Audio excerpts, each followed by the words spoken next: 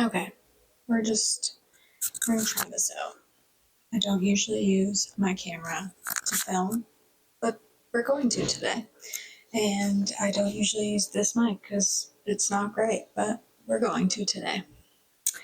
Have you wanted to solo travel, but you've been too scared as a female to do it by yourself? Honestly, you should not feel ashamed or by yourself on that one because I can confirm that every single solo female traveler has felt that way. It is unfortunately unsettling, scary. There's so many unknowns when you're traveling as a female alone, and it sucks. But we can't let external factors of things going on in the world or some crappy people sometimes stop us from that. So I want to share with you some things that I do to make me feel a little safer while traveling by myself, and I hope that they help. So I thankfully do get to travel with my fiance a lot, and I also have dogs that I get to travel with a lot, but sometimes it just doesn't make sense whether I am photographing or I'm just in an area where it might not be the safest for my dogs. I don't bring them, and I just handle it myself. So here we are. Let's start off with just your basic general things. The internet research. We live in a time where you can Google literally anything. And so that's what I do. The All Trails app for hiking is absolutely amazing. The paid version, you can download your trails, you can have it track you. That is great, but not necessary. You don't need to pay for the app itself. There is a free version. You can check out the trail conditions. You can kind of have the app follow you offline. It's just not as accurate. And it's just honestly a great app to have. So that is my number one recommendation to anyone. The All Trails app is a great resource. If you're traveling internationally, do your research. Check out the cultural norms, check out what their crime is like in that area, and just be smart. At the end of the day, your gut instinct will tell you if you should not be somewhere, and you should follow that gut instinct. When my mom and I were in France, we knew that obviously pickpocketers are very well known there, and I had my camera gear, and so I always made sure that I was wearing my gear on the front of me. And then I had this little carabiner that I closed the zippers with, and so it can just kind of be opened, and just little things like that make you feel just a little safer, Something for the iPhone girlies that I'm honestly sure you probably do anyway is share your location. Share your location with your mom, your dad, your friends, your boyfriend, whoever, just so that they can kind of track you, and also let people know where you're going. My parents, my brothers, and my fiance were always in the know. I always just let them know, hey, I'm about to jump on this trail. It should take me about this long. I'm not going to have service. Hey, I'm heading out here. It's just good for people to know where you're going to be, how long you're going to be roughly, so they know if they need to start worrying because, safety. There are great GPS things. I have a Homie. I think that's what it's called. I'll put it right here. I don't know where it is right now, but I do have to find it for an upcoming trip. It's great. It is subscription based, but there also is there's just like an SOS feature, and you can press that at any time, and it sends out your GPS location. And so you don't need a subscription for that. And then the subscription lets you send out text messages. There's also a Garmin and Apple Watches. I think the new ones. I think even the new iPhones also. But those are just some really simple things. When it comes to personal protection, I would love to think that I could, throw down. But you just never know what you're going to run into. And so these are some things that I keep on me. It's great, especially if you're in the middle of nowhere and there's bears around, whatever. Yeah, these are just some things that keep me feeling a little bit safer. First off is this air horn.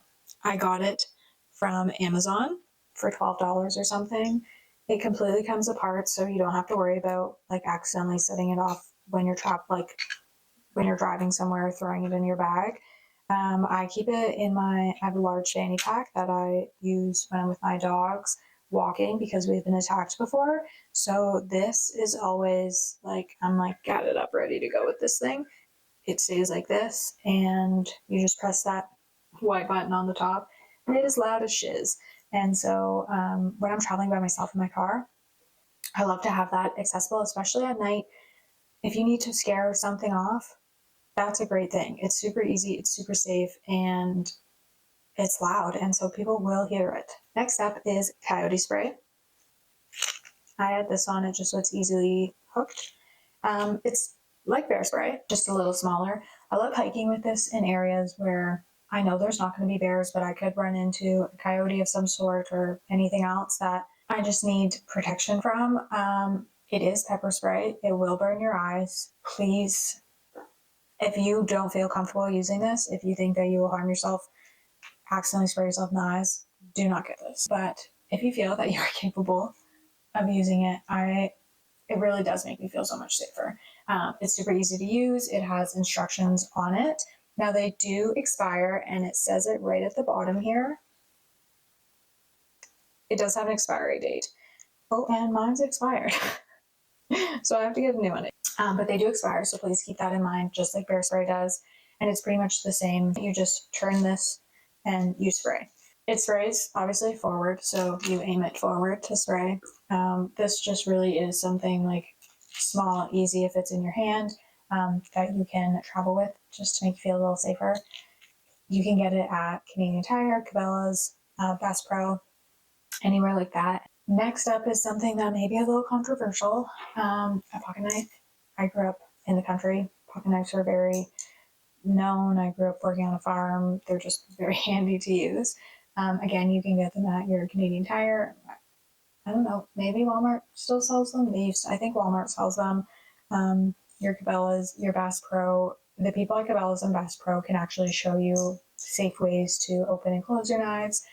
Depending on where you're located, some knives are illegal to have, so just keep that in mind. But this one in particular has a lock on it so that you never accidentally open it.